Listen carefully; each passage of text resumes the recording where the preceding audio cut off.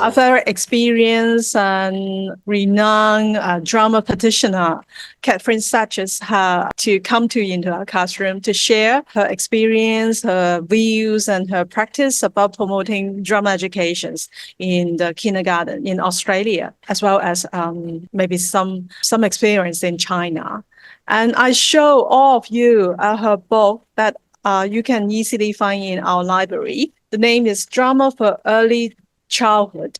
This is a very useful materials and resources, because in this book, which includes a lot of very practical and handy drama activities that you can apply in your classroom, from some dramatic play, games, role play activities, to how to make good use of a picture books to introduce and integrate drama activities in your classroom. So I'm looking forward to learning from you, Katherine. And she has also has a rich experience and participations in preparing the national drama curriculum for primary education in Australia. But I will ask the questions later. The primary, maybe now, the primary education in Australia, what is the age range of the children in primary education in Australia?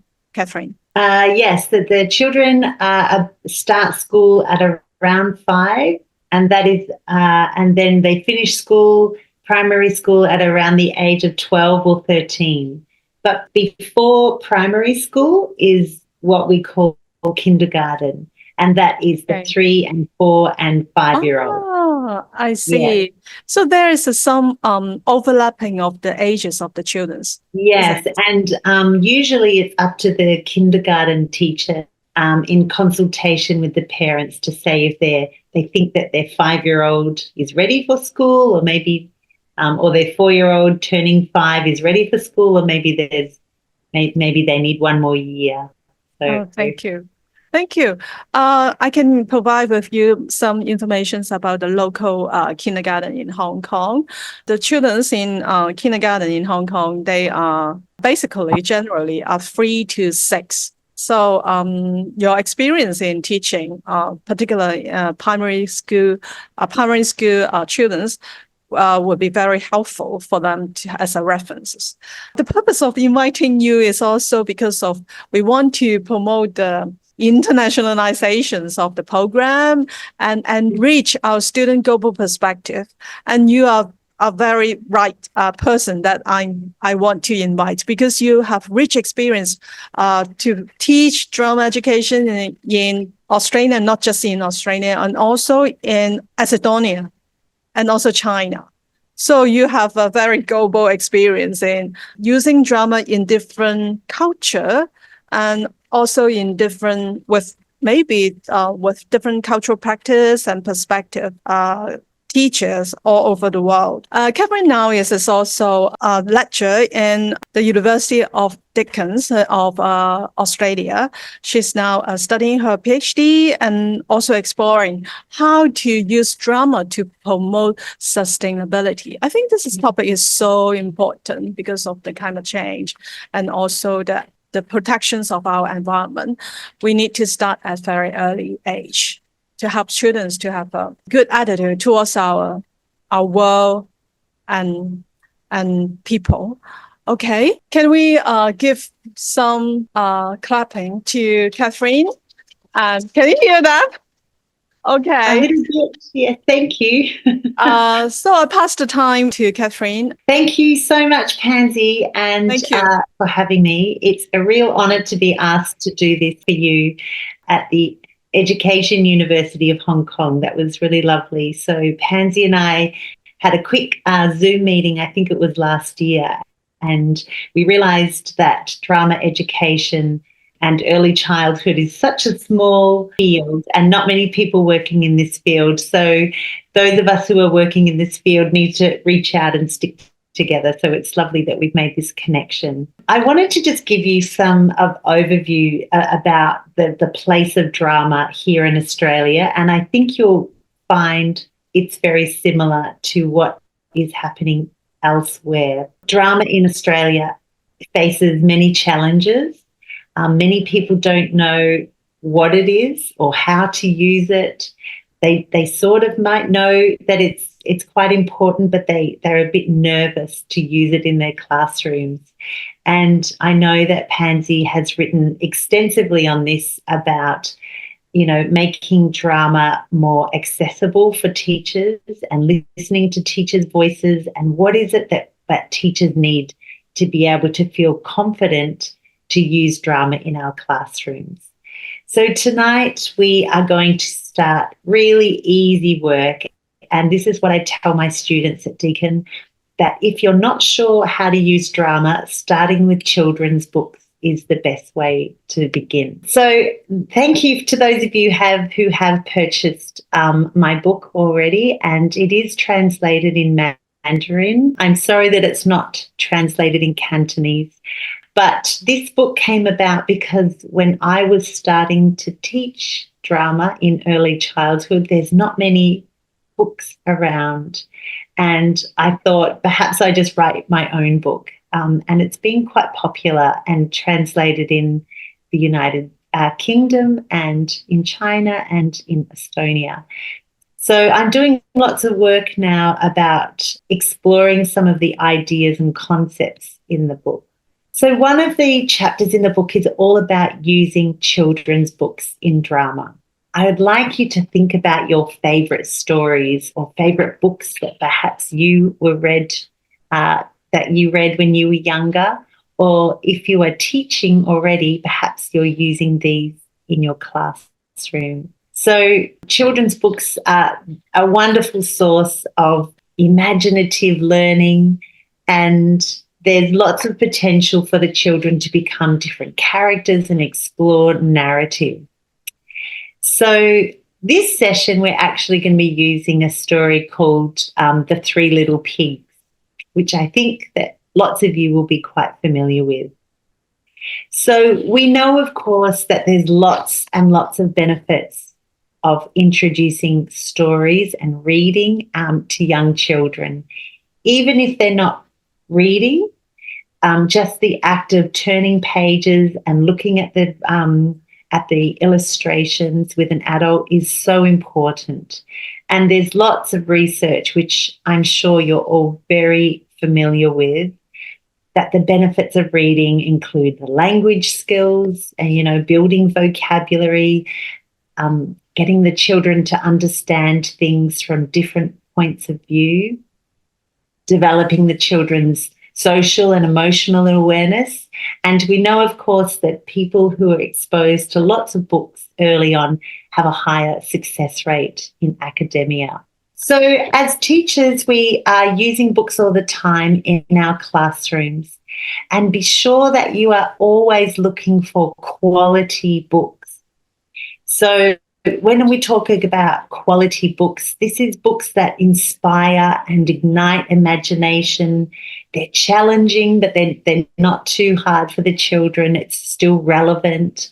Perhaps you're looking at books with particular themes or ideas or concepts, like perhaps it's about being a good friend or looking after our planet or sharing, or it's a book about relationships with families. Children often come to the same book, and you will know that when you're teaching young children, they often want you to read the same book again and again and again. So these kinds of books are quality texts. You might find books that the illustrations, the pictures and the drawings are particularly exciting for young children. And I'm often looking for picture books without any words, because then that involves lots more opportunities for the children to create their own narrative or their own stories.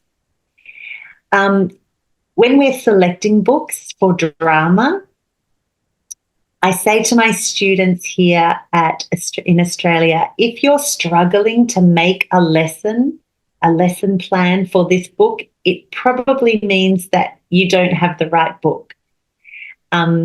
So go back and have a look at some other books that will, inspire dramatic learning. Trust your instincts as teachers, so you'll know when you find it. So in every drama class that I do, we do a little warm-up. And we're going to try a little warm-up tonight. I know that you're in your a classroom. I can't actually see you all, but if you are sitting at desks, perhaps we can find time to stand up. But we'll start sitting down. So I'll take you through a little warm-up that I do with the children. So let's start like this, making a floor like this. Can you bring your hands together? Thank you, Katherine, that she has prepared some warm-up exercise for us as well. Not just theory, not just sharing of her book, and she tried to demonstrate how to lead the children to and facilitate their learning through some dramatic exercise and drama exercise and also warm-up games. Let's start. Okay. So the warm-up is a really important part of drama learning, and it's important that we as teachers experience it for ourselves so that we know how it looks for when we give it to the children. If we just read it in a book or listen to it as a lecture, it doesn't have the same impact for us as teachers if we do it ourselves. So we're going to make a little house. Let's start like this with the floor. And I sing a little song with the children and I say, there's a house with the floor, with the floor, with the floor. Then we put our arms like this. There's a house with the walls, with the walls, with the walls. And then up here like this.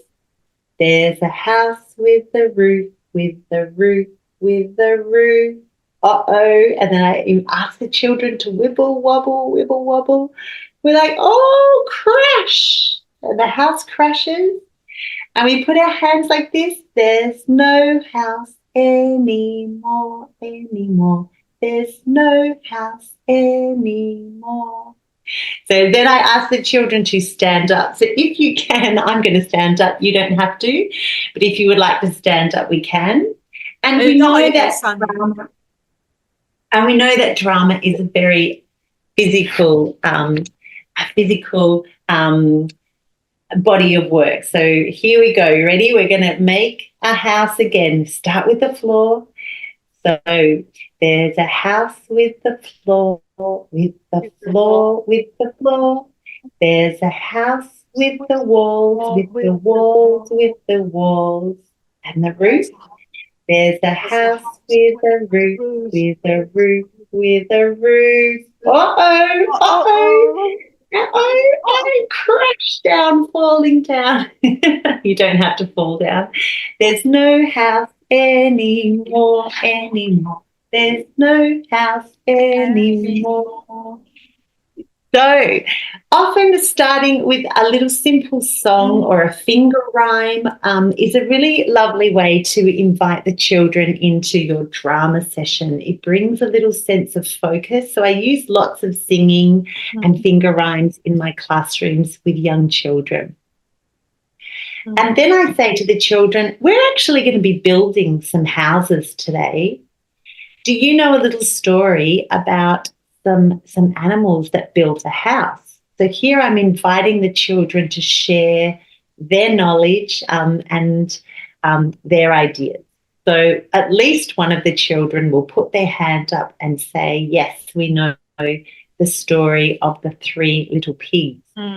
Now, do we know this story in Hong Kong? Are we familiar with the story of the three little pigs and the big bad wolf? Sure. Excellent. Yes. Yeah. So, so the children are invited to revisit the story, which is what we're going to do now. So I'm going to come back into my PowerPoint and I show the children, I can show it in a number of ways. So you might have the book ready to read, or you might show it on a screen like this, or perhaps you're just telling the story without the need of any visuals. You might even like to photocopy some of the images and have them on the floor. So there's no rules around how you retell the story. You might want to do it with some little toys. So we know that the story goes like this. There's once upon a time, there's 3 little pigs, and they go off to build a little house. And the first little pig comes along and sees somebody selling some straw and builds their house of straw. So from here, what I might do is ask 2 children to stand up quickly, and they might act out this little quick improvisation of the person selling the straw and the little pig, okay? So I might say, for example, Pansy standing up, you're the little piggy, and I might say, Sophie standing up and you are the man with with selling the straw. And it might go something like, good morning, little piggy. What are you doing here today? And perhaps Pansy says, oh, I want to build a house. Want to build a house? Would you like some of this straw Sure. to build your house? Sure. Oh, here we go. You're going to need a lot of straw. Here we go. Here's the straw. Well done. So we know that, thank you, Pansy. We know that each pig built their own little house. So let's make our houses together. So here's where I invite the children to collect some straw, and we're doing lots of miming. It's really important that the teacher is modelling this as well. We're not just sitting and giving the children instructions. We're totally involved with the children, and we are building together with them. So let's pretend that we're building our house. That's it. And we're building the walls, and we're building the roof, and we're sitting inside, and we're having a little cup of tea when all of a sudden, down it goes. So this is where, of course, the wolf comes and blows the house down, okay? So the children love this character of the big bad wolf, because often, the children are so good, but then they like playing these baddie characters. So, of course, the story goes, they build the house of sticks, and the wolf blows it down, and the house of bricks. And we know that here there's something happens. And the wolf climbs up onto the roof and down the chimney and splashes into the big pot of water.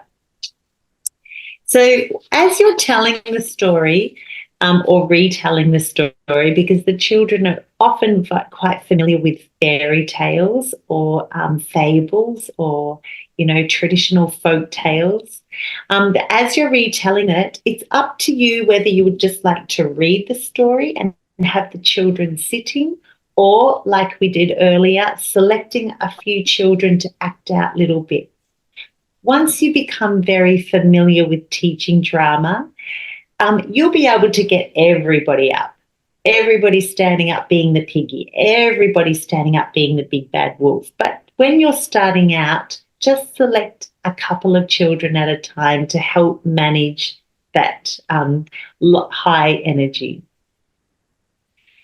So, and here's them finishing happily ever after. Now, I apologise that the following photographs from my practice, you will notice that all the photographs are very blurry, and this is quite intentional because in Australia the children's identity must be protected, and we have a duty of care as adults, so we cannot share clear and identifiable photos of children. So I really apologise for the quality. But you can see here that the children are sitting down, and I'm telling the story using some toys. And this is quite intentional because I'm catering for the children who need to see the story being brought to life in a different way. We know that children learn in lots of different ways.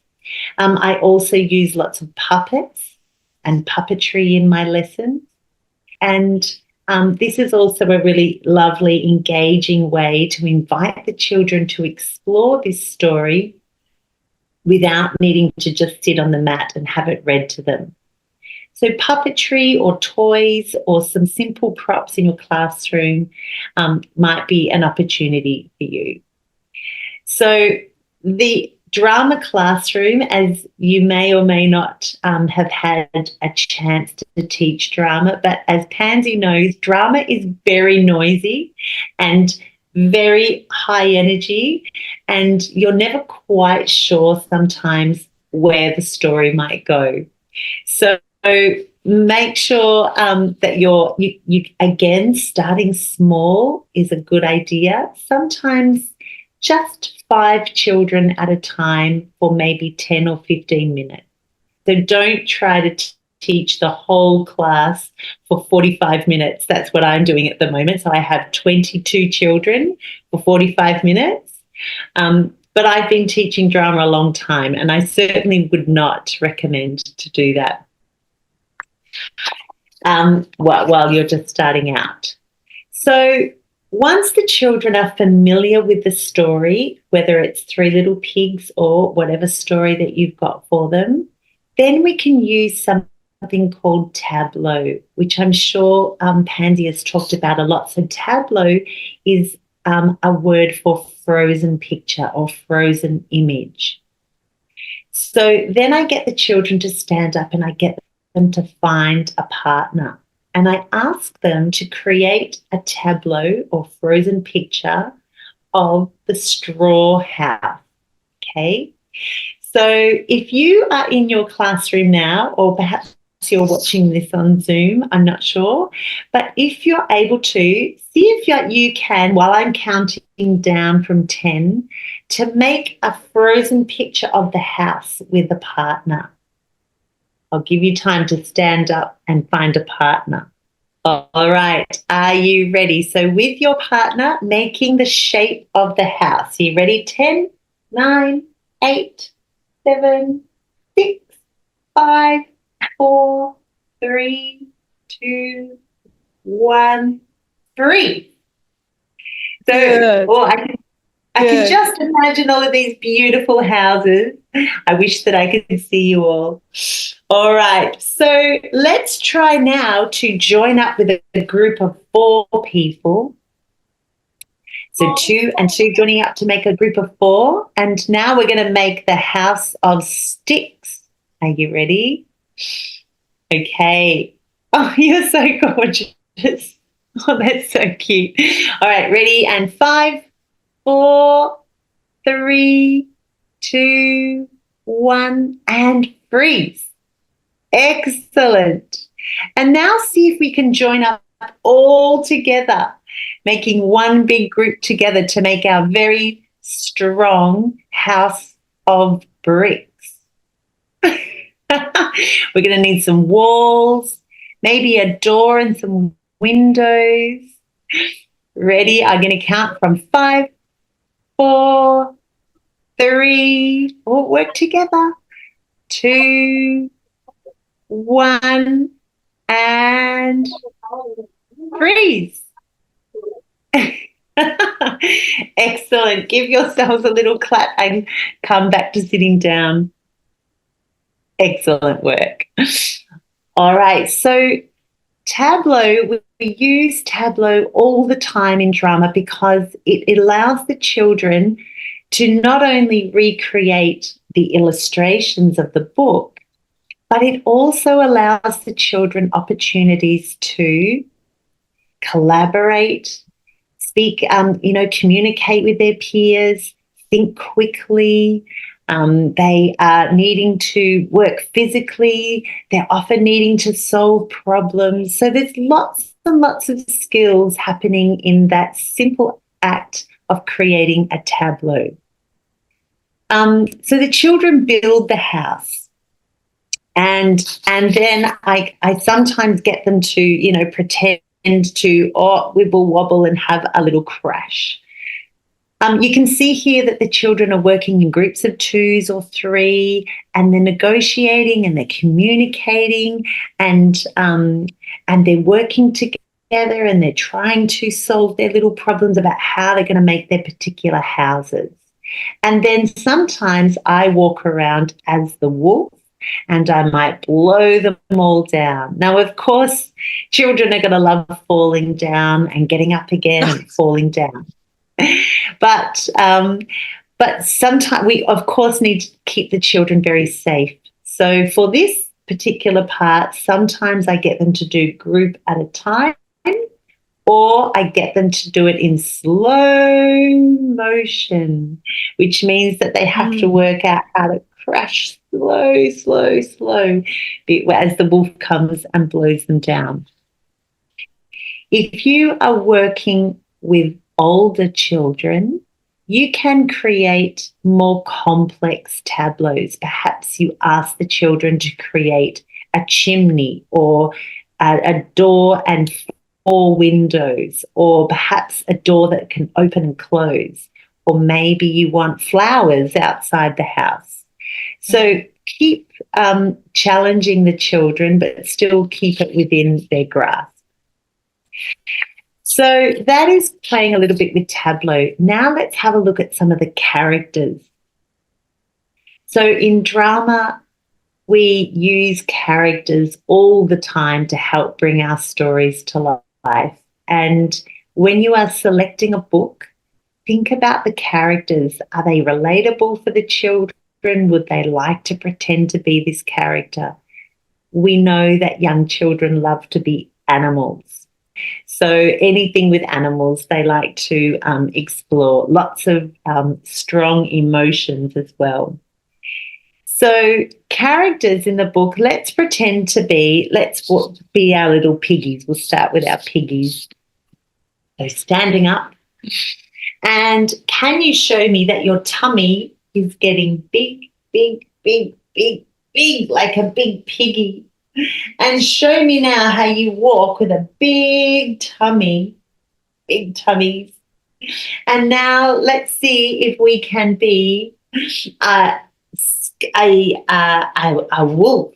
So show me big claws and big teeth and a big tail and scary faces. And the wolf moves around. Excellent.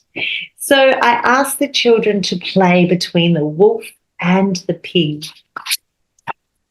And then we are ready to tell the story.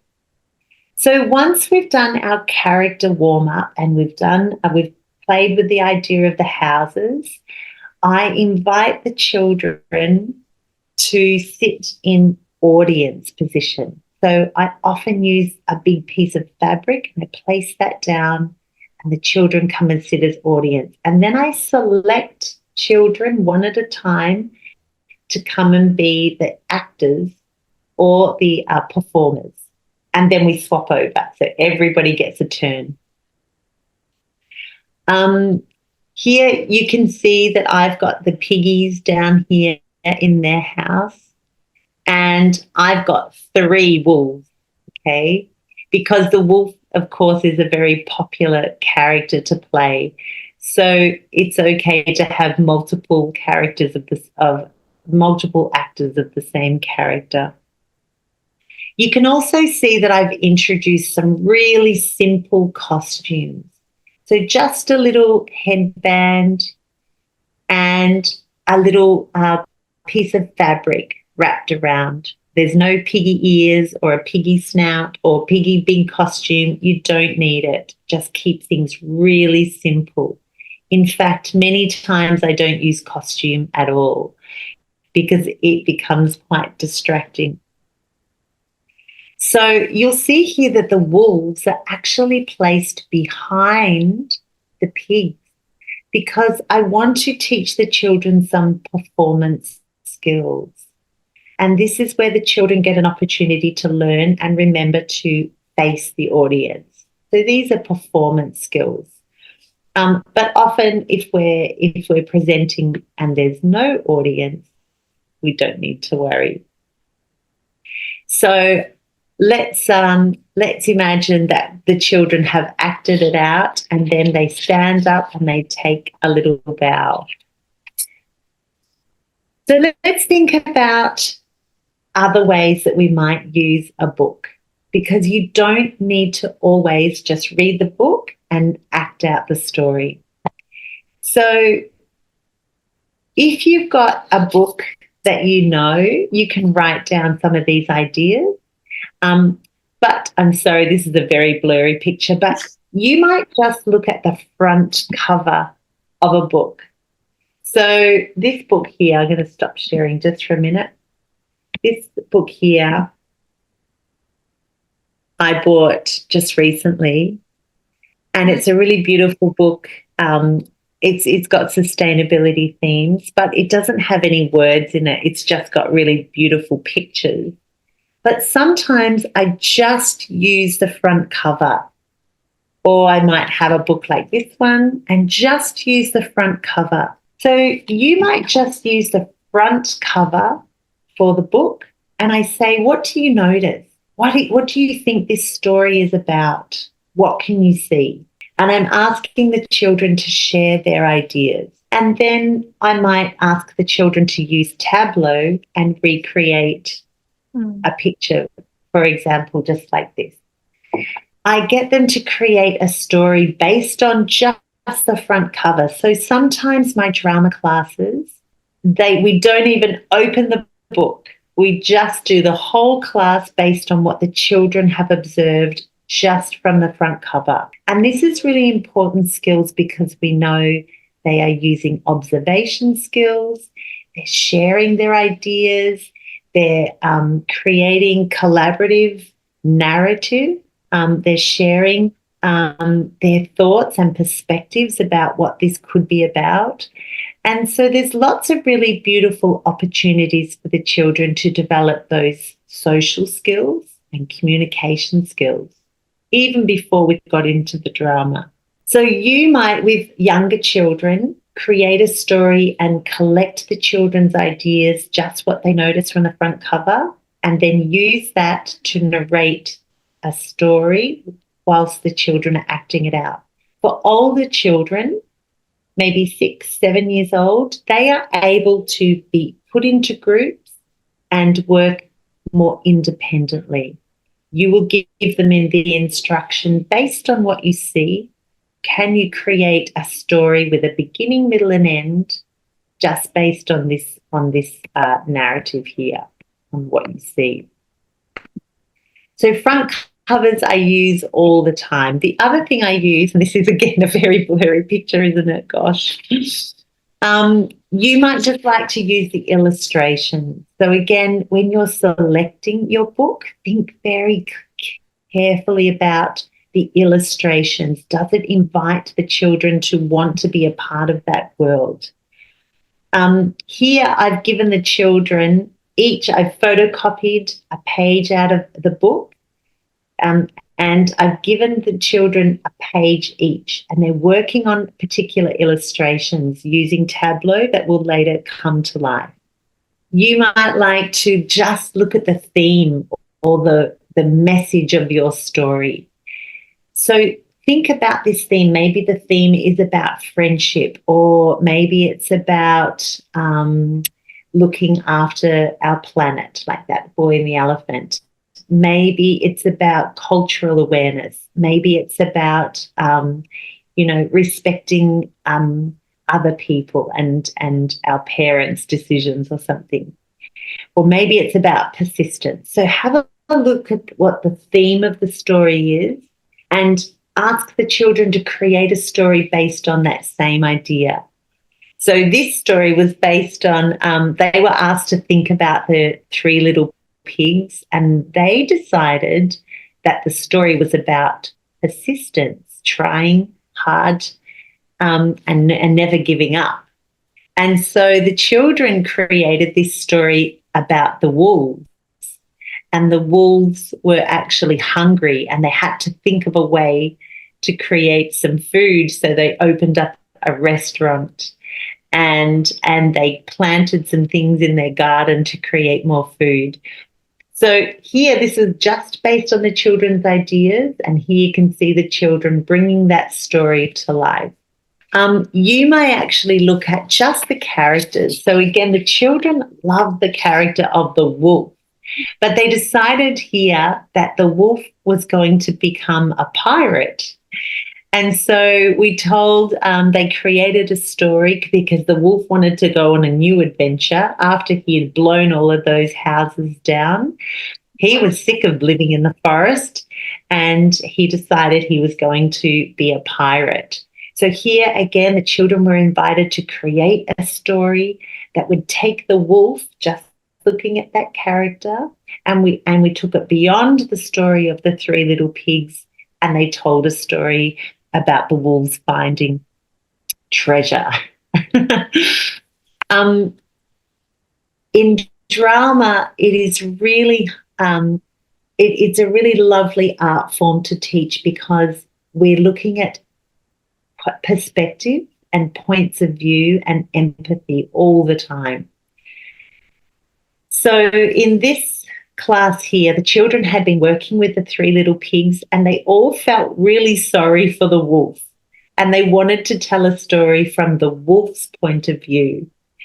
And they said perhaps the wolf was just trying to knock on the door and he accidentally broke the house, and he was really just coming to ask for some food, or he was asking to be a friend with the pigs. So here they were really working on that sense of empathy and perspective, which is a really hard concept to teach, but in drama it happens all the time. You might like to use your storybook and move beyond the text.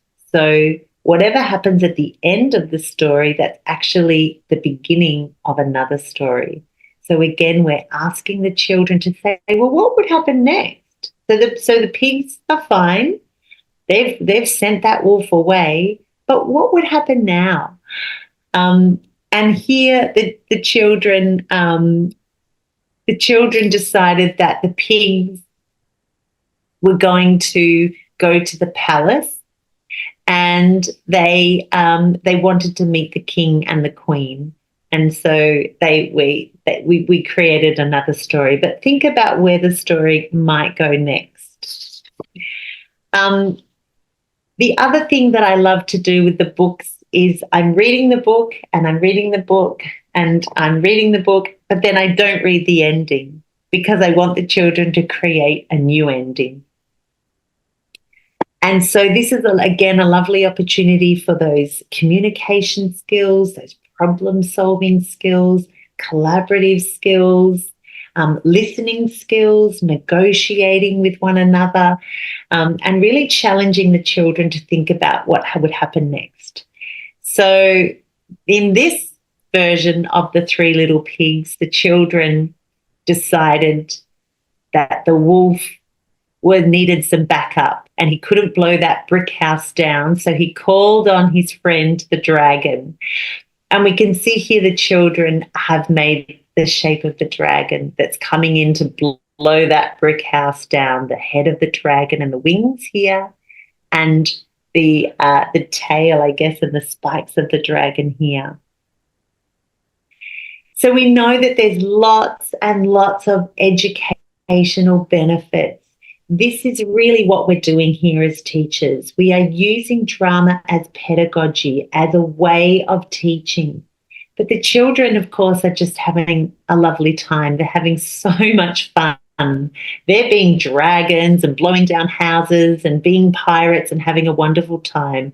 But really what we are doing is using drama and that sense of play and imagination to really develop children's cognitive skills, their physical skills, their social skills, their emotional skills. So I guess what I'm asking you to do now is to really think about books a little bit differently. When we're looking at books, like thinking about choosing a beautiful book to start with, and also thinking about how you might use it for role play, using just perhaps the front cover or the illustrations, having a look at the characters and themes, moving beyond the text, or thinking about other ways of ending. We know that drama is such a powerful, wonderful way of teaching, and you will find that it actually makes you such a better teacher if you can start just being brave enough to access some of these things. So lots of the ideas that we did tonight are in my book. And the way that the book is written is to really support you and to ensure that you feel comfortable and confident to use drama. It's written almost like a script so that you can know how you might, some of the language you might use, and ways that you might start to think about drama. It's certainly not meant to be start at the beginning and finish at the end. You can just flick whatever works for you and whatever the children are currently interested in, and then and use that. So I hope that tonight that you have been able to think about ways that you might start to use children's storybooks. And I hope that you are brave enough to try some of the ideas out with the children in your teaching spaces when you get into the classroom. I'm happy to answer a couple of questions because we've got a little bit of time here. So would anyone like to ask a question? I need to say it's a very really good talk and have include many very valuable tips and strategy for helping children to do drama. I love that, particularly the summary about how to a lots of ideas and strategy, how to use warm-up games, selecting a book, build up the character, and also make good use of the book cover, alternative endings, and also pick up the themes of the story. And how the particular points I appreciate, that is quite different from the practice in Hong Kong. That is, you allow the children to devise their own drama, to include their own ideas. Say, for example, when you observe that the children love the character of the big bad wolf, and then you allow them to have imaginations how the journey of the wolf, after that they visit the palace or they become the pirates. This is really interesting. And I also see the differences of the culture in Australia and Hong Kong, because we prefer to go back to the text, or to plan our class more aligned with the storyline instead of go beyond the text. I think alternative ending is quite common in Hong Kong, but not beyond the text. Not many such kinds of practice. This is very devising. Yeah, this is really interesting. So maybe we need to learn to shift to a more child-centered approach of doing drama, to include their voices, their idea and interests, to devise their own drama. This is what I have learned in your lecture. Thank you very much. Well, that's wonderful to hear. Yes, I think it can be difficult for us to feel like we're giving the children control, because it can sometimes feel like we're losing control and what will happen, But there's still, of course, lots of boundaries and routines about the way that I ask the children to devise their own ideas. They're not allowed to all scream at once. They must wait their turn. And if somebody is sharing an idea, we have to wait until that person's finished. So they're all the same conventions in a normal classroom when children are sharing their ideas.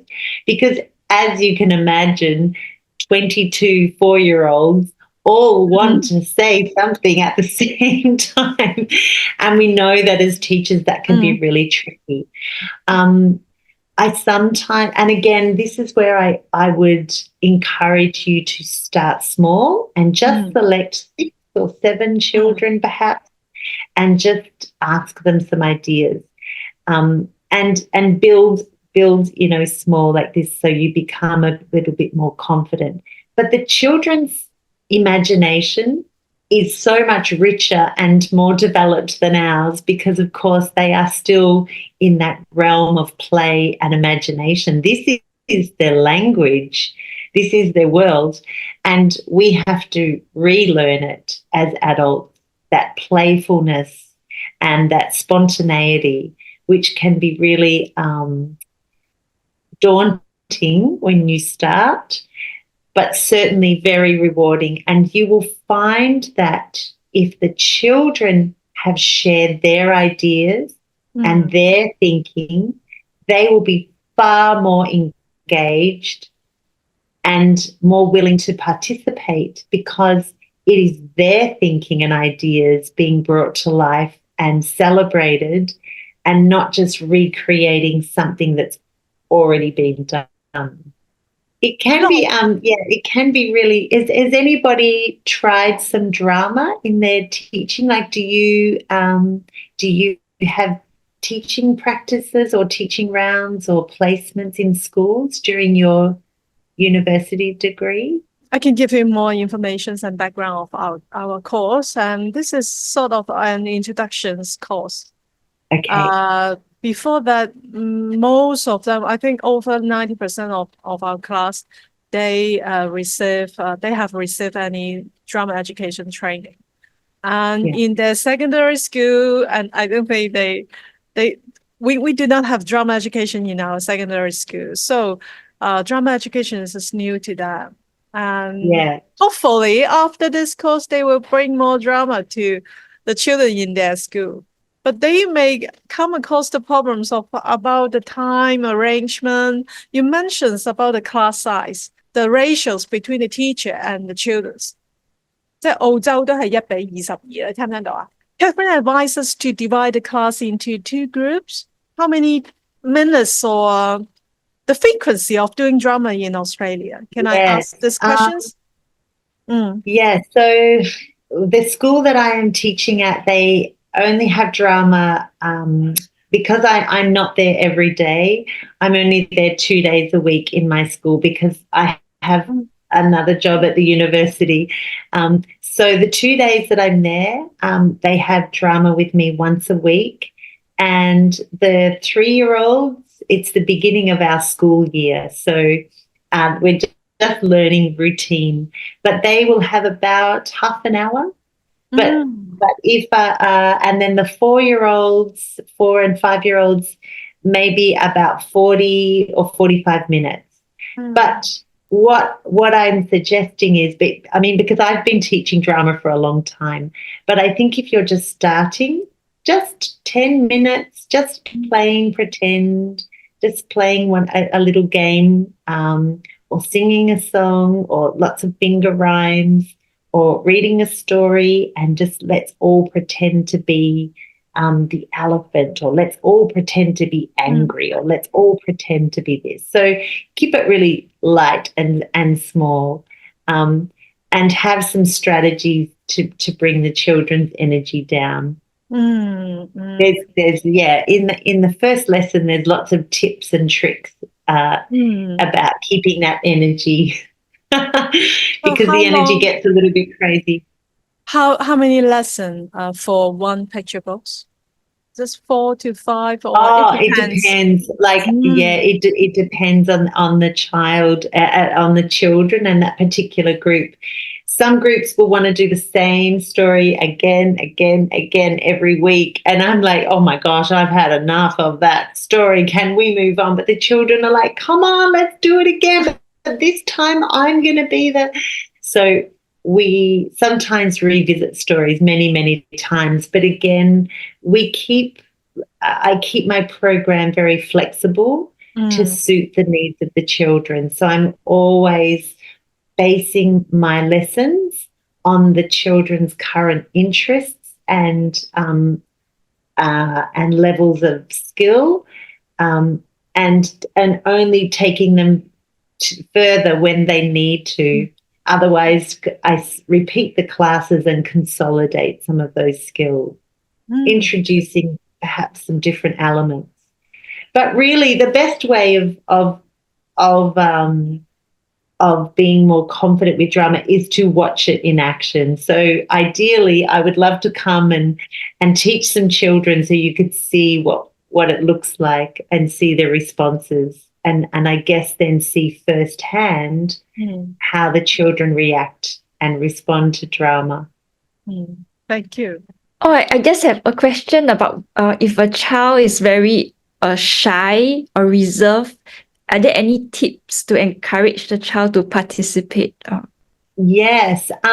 So first of all, I never force the children to participate, but I do insist that they stay and watch the other children.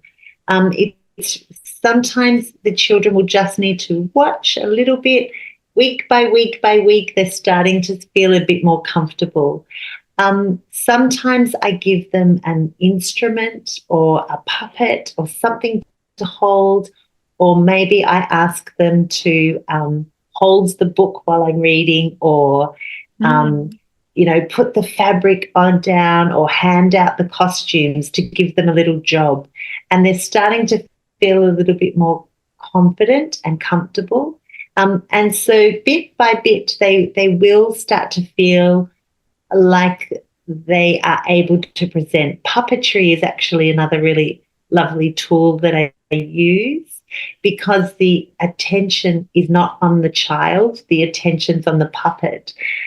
So, for example, if this was a little puppet and the children were pretending to use it, then the attention is here and not here. So puppetry is a lovely way to give those children that sense of confidence before they start presenting in front of their peers. Very useful tips. Yeah, thank you. Thank you. Thank you very much. I'm aware of the time because it is 10:30 in Australia, in Melbourne. So it's quite late for you.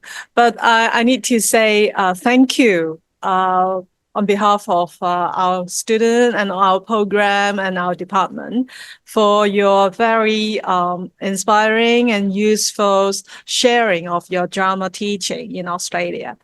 We hope that we can invite you again and we can share your experience within our program. And thank you very much. Can all of you give a big clap to Katherine? Thank you. Thank you. Thank you, everybody. For her sharing. Yeah. Katherine, do you have any final words for us? Final words? Final words, I guess that becoming a teacher is a real privilege, and we're really grateful that you have chosen teaching as your career path. Very important. And it is a really important job to do, but it is so rewarding and fulfilling because you get to be with young children and they keep you inspired. They do, they really do. It is a privilege to be with them. So thank you so much for choosing teaching. Thank you. Thank you. Very encouraging work.